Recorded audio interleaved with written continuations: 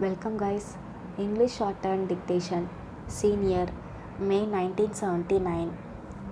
Get ready. Start. Your Excellencies, ladies and gentlemen, my colleagues and I have been in your country for just a few hours. We are greatly impressed by the warmth and cordiality with which we have been received.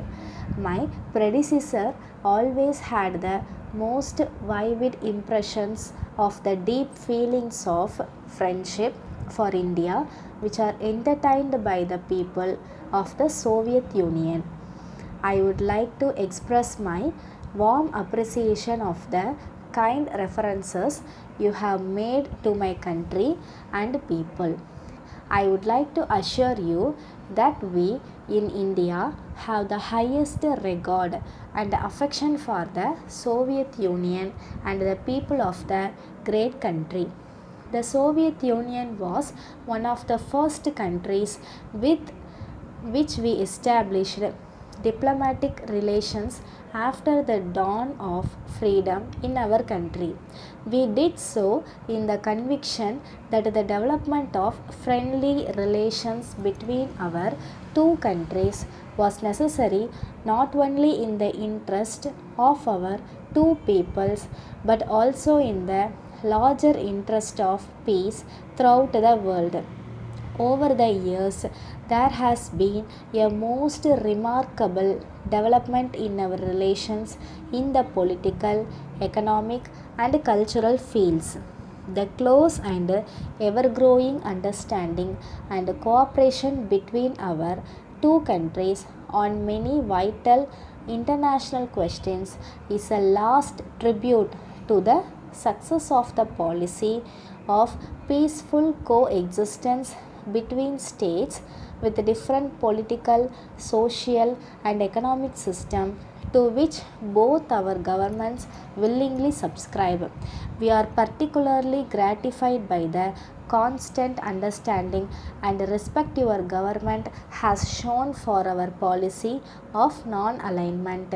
This policy is not based on consideration of expediency but finds its roots in the history and traditions of our country from ancient times. In the context of today, we are firmly convinced that the policy of non alignment and peaceful coexistence is the best means of preserving our independence and sovereignty. We have been following this policy in spite of the serious pressures and threats to our independence and territorial integrity we have been subjected to. It is no exaggeration for me to say that our ability to pursue this policy has to a large extent been due to the understanding and support which your government has extended to this policy. It has been a source of great satisfaction to us to see the development of close understanding and cooperation between our two countries on many vital international questions. At the United Nations and other international forums, our delegations have cooperated fruitfully in the pursuit of common objectives. Your support on some vital issues concerning India has been deeply appreciated by our government and people and has forged unbreakable bonds of friendship between us. The close cooperation and understanding which so happily exist in the approach of our two countries to various international problems flow from our common desire for peace and our common efforts to eliminate war. It is for this reason that both our countries are totally opposed to the use of force for the settlement of international disputes. Similarly, we share the view that general and complete disarmament must be achieved as early as possible if mankind is to be saved from the threat of complete destruction. The test ban treaty, which was signed in this historic city 2 years ago, was a significant first step on the way to disarmament. India was one of the first countries to sign this treaty.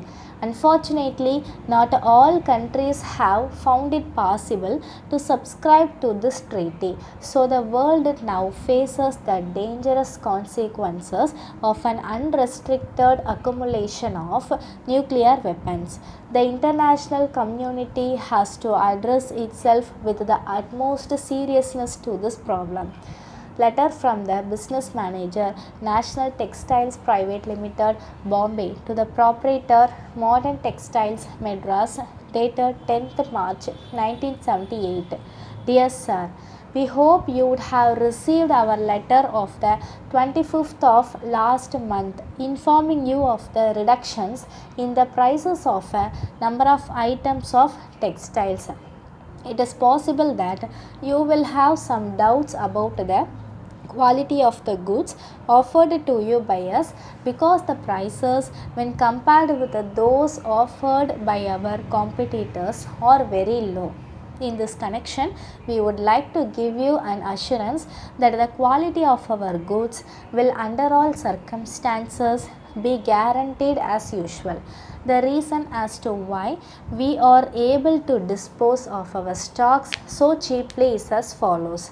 The short time ago, we made a particularly advantageous purchase of a large quantity of cloths of these varieties. Again, a few days ago, we have bought another exceptionally large stock on most favorable terms, in which we propose to allow our regular customers to participate. Hence, we have written to you about the present offer.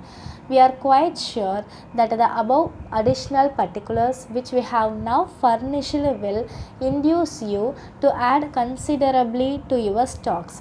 When our stocks are exhausted, it is unlikely that we shall be able to repeat our offers, assuring you of our best and loyal services at all times.